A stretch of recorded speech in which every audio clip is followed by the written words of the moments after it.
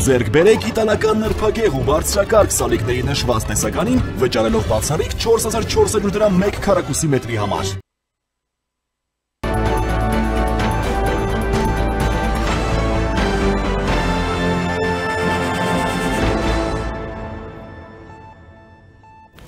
Բարի լույս, դուք դիտում եք առաջին լրատվականը, ես Ժիրայր Ոսկանյանն եմ, աշխատում ենք ուղիղ եթերում։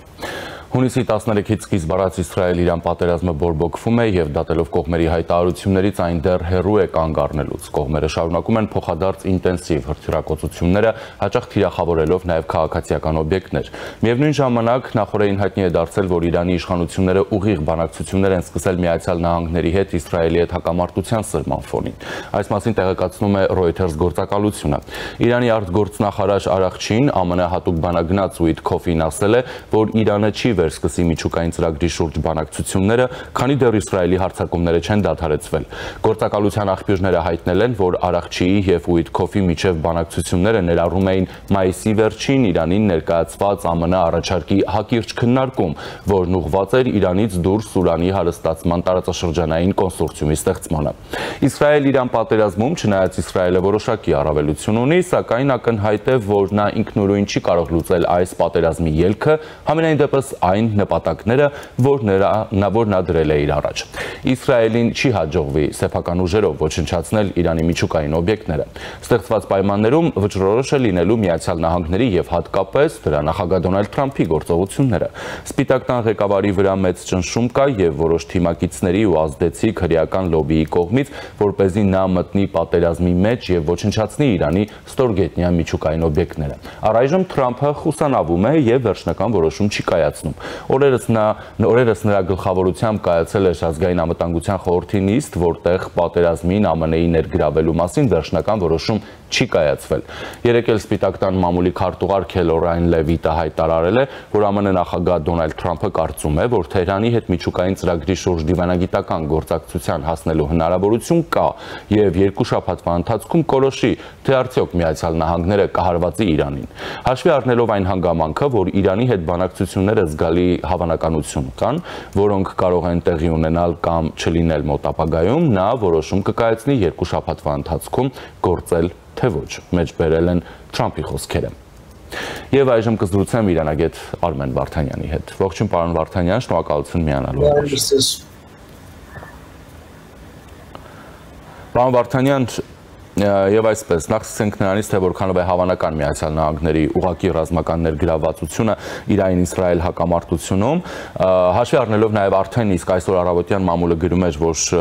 Իրանը Միացյալ Նահանգները 13 ինքնաթիռներով ռազմական օգնություն է, ռազմամթերք է տեղափոխել Իսրայել, մի շարք լրատվականներ էլ նշում են, որ մասնավորապես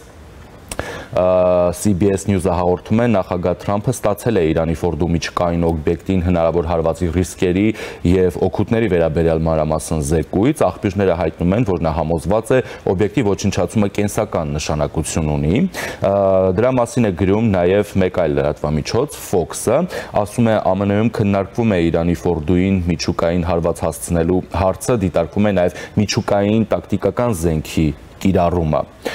Եվ այսպես Միացյալ Նահանգների հավանական ուղղակի ներգրավվածության մասին։ Ես կդժվարանամ ասել կոնկրետ ԱՄՆ-ն ինչ որոշում կկայացնի, նախագահ Թրամփը շատ լուրջ ճնշման ներքո է գտնվում, մի կողմից շատ ճիշտ նշեցիք ազդեցիկ հրեական լոբին, որը բավականին մեծ ազդեցություն ունի մանավանդ Թրամփի վրա, ճնշում է նրան եւ պահանջում է մտնել պատերազմի մեջ, բայց մյուս կողմից Թրամփը հասկանալ որ դա ԱՄՆ-ի համար հղի լուրջ հետևանքներով։ Եթե ԱՄՆ-ն մտնի այդ պատերազմի մեջ, ապա Իրանը հրթիռակոծելու է նաև մեր զարավոր արևելքում գտնվող ամերիկյան ռազմաբազաները, որոնք դառնալու են իրանական թիրախ։ Սա մեկ, երկրորդ, դա նաև ներքաղաքական առումով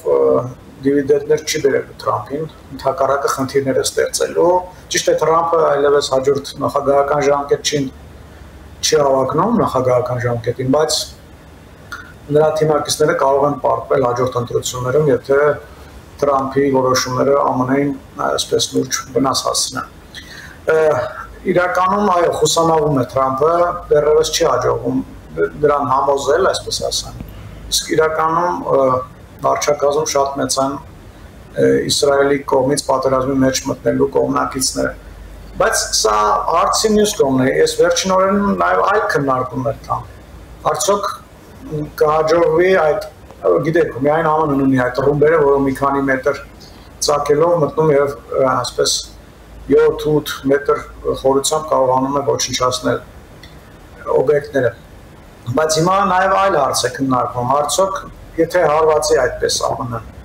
ինչ տեղի կունենա միջուկային պայթյուն տեղի կունենա թեվակի աղտոտում կլինի, սա էլ այստեղ էլ միանշանակ կարծես թե կարծիքները չեն կիսվում եւ ամերիկյան լրատվամիջոցներից մեկը օրս ասել էր, որ Թրամփը այդ հայտնի խորհրդակցության ժամանակ, երբ որ Սպիտակ տան սիտուացիոն սրահում քննարկվել է Իրանի հետ ինչ պետք է արվի, Թրամփը ասել է, որ ինքը վստահ չի, որ իրենց հարվածները բերելու են այդ միջուկային օբյեկտների ոչնչացման։ Հիմա շատ մեծ է ճնշումը Իրանի վրա, փորձում են հասնել նրան, որ Իրանը տեղի տա, բայց Իրանն էլ ունի իր կարմիր գծերը։ Թրամփը պահանջում է, որ Իրանը հրաժարվի ընդհանրապես բոլոր տեսակի միջուկային հարստացումից, ընդհանրապես հրաժարվի ուրանի հարստացումից։ Դա Իրանի համար կարմիր գիծ է, Իրանը չի համաձայնում եւ հայտարարում է, որ ինքը պետք է հարստացնի ուրան, բայց արդյունաբերական, այսպես արդյունագործական նպատակներով 5%-ից ոչ ավել, այսինքն ոչ զենք ստեղծելու համար։ Ամեն դեպքում ես կարծում եմ, որ վերջում պետք է որ դիվանագիտությունը հաղթի, որովհետև նաև Իսրայելն է լուրջ խնդիրներ ունենում։ Տեսնում եք, այդքան գովաբանված հակաօդային պաշտպանության համակարգը տեղի է տալիս։ Վերջին օրերին նաև ամերիկյան մամուլում տեղեկատվություն եղավ, որ Իսրայելը սկսել է սուր դեֆիցիտ ունենալ հակաօդային պաշտպանության հրթիռների։ Եթե նախկինում գրեթե 80-90% հրթիռները որսում էին, հիմա այդ ցուցանիշը դարձել է 65%։ Այդ հրթիռներն է բավականին թանկ են, եւ հիմա ամեն մի հարված չեն կարողանում որսալ։ Միայն այսպես շատ կարևոր հրթիռներն են փորձում որսալ։ Այնպես որ Իսրայելն էլ լուրջ խնդիրներ ունի, միանշանակ է, որ երկու կողմերը եւ ԱՄՆ-ն եւ նրա դաշնակից Իսրայելը այս պայն լուրջ խնդիրներ ունեն եւ պետք է կարծում եմ, որ դիվանագիտությունը պետք է հաղթի։ Պարոն Վարդանյան, դուք ասում եք դիվանագիտությունը պետք է հաղթի, ըստ իրանական կողմի դիվանագիտությունը արդեն իսկ հաղթում էր բանակցությունների 5 փուլերից հետո եւ նշում են, որ Իսրայելը տեսնելով, որ այո դիվանագիտությունը հաղթում է եւ մոտ են համաձայնությանը, դիմեց ռազմական գործողությունների։ Ինչու այն դեպքում դիվանագիտությունը չհաղթեց, այս դեպքում պիտի հաղթի։ Ես կարծում եմ Թրամփը սխալ հաշվարկներ էր արել։ Ինքը մտածում էր, որ ինքը առավելապաշտական դիրքերից հանդես եկավ, այդ նշաձողը շատ բարձր դրեց, ընդհանրապես պահանջեց, որ Իրանը ոչ մի տեսակի ուրանի հարստացում չիրագործի։ Դա էլ շատ այսպես երկրի նաև ինքնիշխանության հարց է, այսինքն Իրանի նման հզոր երկրին այդպիսի սահմանափակումների մեջ դնել, դա էլ անթույլատրելի է։ Եվ մտածում էին ամենայն հավանականությամբ, որ այս հարվածները կստիպեն Իրանին տեղիք տալ, բայց Իրանը չնայած առաջի օրը շատ լուրջ կորուստներ ունեցավ, կամ ղեկավարությունը գխատվեց, բայց տեսնում ենք, որ վերադասավորել է ուժերը եւ կարողանում է շատ լուրջ եւ ցավոտ հարվածներ հասցնել Իսրայելին։ Ինչ այլոց նաեւ հաշվարկներ կար, թե ինչքան բալիստիկ հրթիռ ունի Իրանը, այստեղ էլ կարծում եմ հաշվարկները սխալ էին։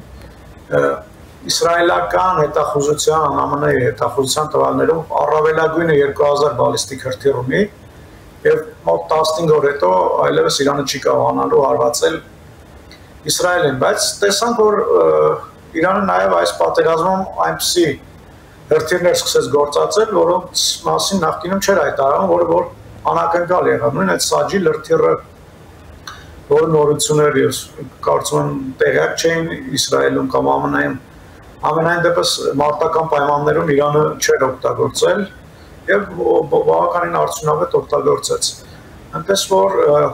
կարծում եմ սխալ հաշվարկներ էին արել Նաթանյահուն եւ Թրամփը, որոնք որ բազայի դիրքերից են այնպես գալի, փորձում են ստանալ ամեն ինչ։ Ես կարծում եմ, որ 2015 թվականի միջուկային համաձայնագիրը բավականին լավ գործարք էր։ Այն սահմանափակում էր Իրանի միջուկային զենք ստեղծելու կարողությունները բայց Թրամփը չգիտես ինչի որոշեց, որ ինքը կարող է ավելի լավ գործարք ստանա։ Նա հայտարարեց, որ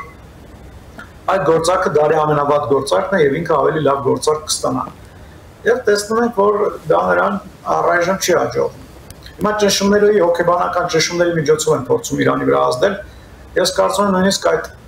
հարվածները ինչ որ առումով հոգեբանական ճնշում են ԱՄՆ-ի կողմից հնարավոր հարվածներ հասցնելը Իրանի միջուկային օբյեկտներին։ Ամեն օր այդպիսի ինֆորմացիա է այսպես մամուլում այդ գալիս, կարծում եմ մի մասը դիտավորյալ են այսպես մամուլնետում, միջազգային մամուլնետում, որպեսզի Իրանի վրա ճնշումներ գործադրեն։ Իսկ ինչ է կարծում Իրանի գլխավոր միջուկային օբյեկտին Ֆորդոյին հարվածը ինչ հետևանքներ կարող է ունենալ Իրանի համար ու ինչպես կարող է ազդել տարածաշրջանային անվտանգության վրա։ Դա շատ բարդ հարց է, նույնիսկ ես ոնց հասկանում եմ, նույնիսկ այդ միջուկային մասնագետները դեռ վերջնական չեն պատկերացում չունեն, ինչ կլինի, եթե հաջողվի խոցել այդ ստորգետնյա օբյեկտները։ Բաց դրանից այն շատ լավ պաշտպանված է Ֆորդոյի օբյեկտը։ Գետնից մի քանի 10 մետրից ավելի խորության մեջ է։ Դա խոցելը, հարվածելը շատ դժվար է, նաև դեռ պարզ չի այդ զենքը, երբ որ գա, ասենք, նրանց ռազմավարական փորձանիչը, արդյոք տեղ կհասնի, թե որ կարող է, ասենք, իրանական հոպը խոցի եւ այլն, հարցերը բավականին շատ են, պատասխանները քիչ է ոչ միանշանակ եւ այս դեպքում էլ ես կդժվարանամ ասել, թե ինչ կլինի, եթե հանկարծ խոցվի Ֆորդոյի միջուկային օբյեկտը։ Իսկ ինչ է կարծում Իրանի ներկայիս իշխանությունը, հա, կայունության տեսանկյունից ինչպիսին է, կարող են Իսրայելի գործողությունները ներառյալ հնարավոր միջուկային օբյեկտներին այդպիսի հարվածները հանգեցնել, այսպես ասենք, ռեժիմի փոփոխության, որովհետև մենք տեսանք, որ պատերազմի այս մեկ շաբաթվա ընթացքում Նեթանյահուն մի քանի անգամ ուղերձներով հանդես եկավ եւ խոսում էր Իրանի հոգեվոր առաջնորդի ոչնչացման մասին, խոսում էր այնտեղ իշխանություն փոխելու մասին, ընդհանուր Իրանի ժողովրդին կոչ էր անում դուրս գալ կառավարության դեմ։ Դա էլ է բավականին բարդ։ Իրանի իշխանությունները շատ ուժեղ ռեպրեսիվ ապարատ են ստեղծել։ Մի քանի 100,000-ից ավել, այսպես ասեմ, միայն ուժեր ունեն իսլամական հեղափոխության պահապանների կորպուսի մասին է խոսքը, 140-150,000։ Դրան գումարած ոստիկանությունը, գումարած եթե պետք է լինում բանակներ են ներգրավում ճնշումների, բողոքի ցույցերը ճնշելուն եւ այլն, շատ ուժեղ ռեպրեսիվ ապարատ են ստեղծել, բացի այդ պատերազմի ժամանակ բողոքի ցույցեր անել, ընդունված չէ եւ դժվար է։ Հիմա շատ խիստ կանոններ են այնտեղ գործում, ռազմական կանոններ, ոչ մի հավաք եւ այլն բան չի թույլատրվում եւ ռեժիմի փոփոխություն, այսպես հեղափոխական ճանապարհով փողոցի միջոցով ես բացառում եմ։ Հնարավոր է որ դա լինի իշխանության մեջ ինչ որ փոփոխությունների տեսքով, բայց դա հիմա չի լինի, կարծում եմ այս պատերազմից հետո այնտեղ որոշակի վերադասավորումներ կլինեն։ Ամենայն դեպս միջայլոց երեք Իսրայելի վարչապետն էլ էր ասում, որ եթե Խամենեին ոչնչացնեն, հնարավոր է որ այդ ռեժիմը լուրջ փոփոխության ենթարկվի։ Այնտեղ գլխավոր անձը իհարկե գերագույն առաջնորդ Ալի Խամենեին է։ Պարոն Վարդանյան, իսկ մասնավորապես շահի որդու Ռեզա Փահլևայի կոչ է նրա հանդիպումները Միացյալ Նահանգների պաշտոնյաների հետ, մասնավորապես կոնգրեսականների հետ եւ գուցե ցույց են տալիս, որ նա որոշակի հավակնություններ ունի Իրանի ապագայի վերաբերյալ, որքանով է իրատեսական, որ նա կարող է դառնալ ռեժիմի հնարավոր փոփոխությունից հետո առաջնորդը, հա, ստանձնել Իրանի առաջնորդությունը եւ ինչպես են Իրանում ընկալում նրա կողմից նման գործողությունները կամ հավակնությունները։ Իրանում կա մեծ համակրանք նրա նկատմամբ որոշակի խավի կողմից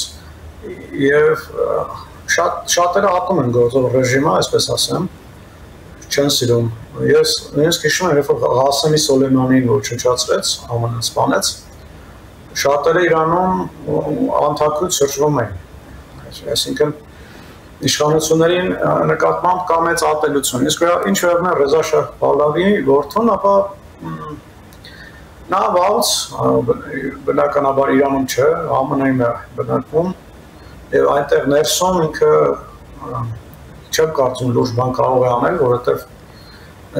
տասնյակ տարիներով արդեն գտնվելով դրսում այնտեղ թիմ չունի, այսպես ասեմ։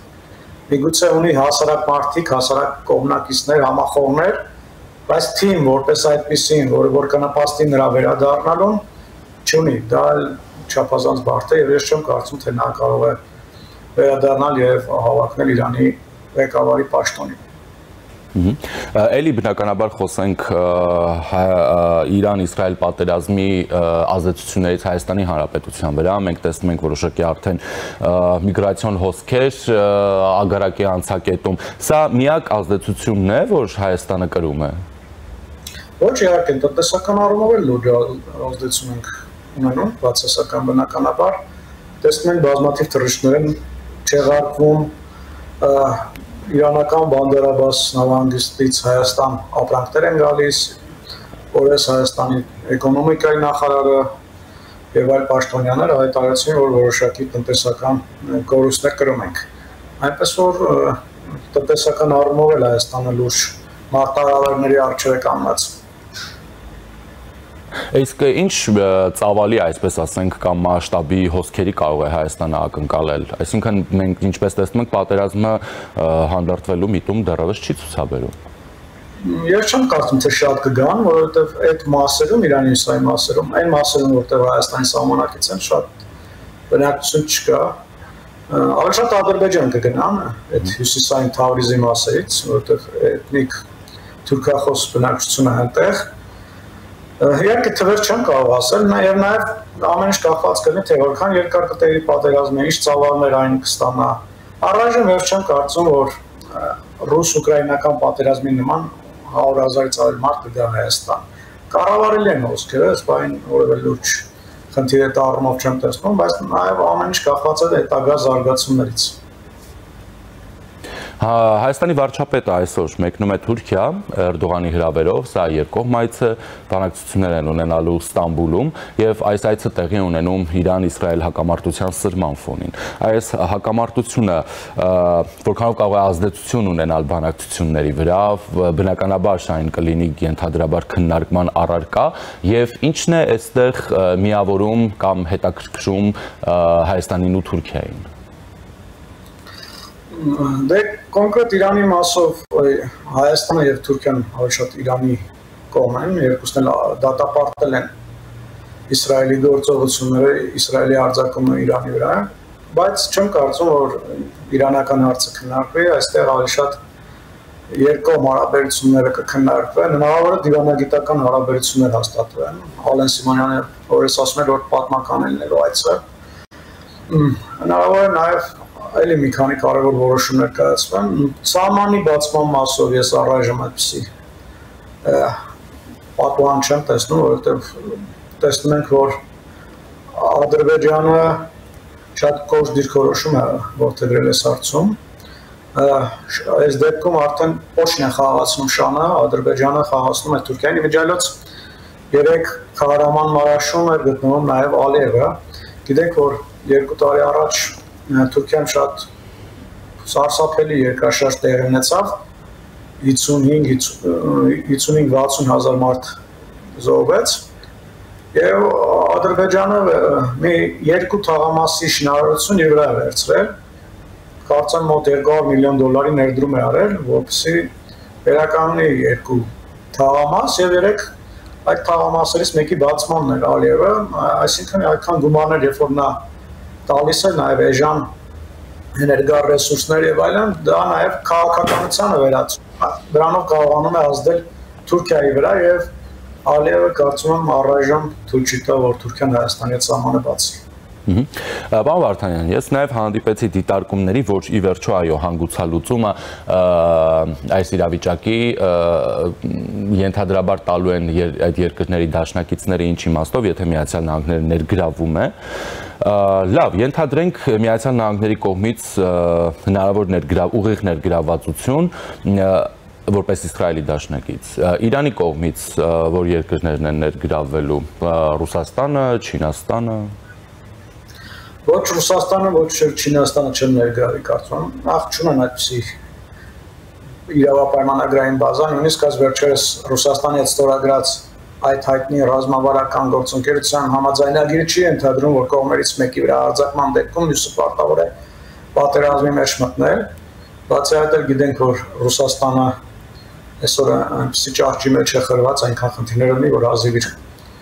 գխիճարն է տեսնում, Չինաստանը հնարավոր է այսպես օգնի ռազմամթերքով, հոբ համակարգերով, հրթիռներով եւ այլն, բայց ուղղակի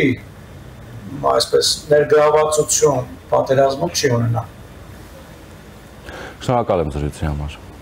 Ես էլ եմ շնորհակալ։ Զրուցակիցս իրանագետ Արմեն Վարդանյանն էր, ես Ժիրայր Ոսկանյանն եմ, մնացեք Առաջինի հետ։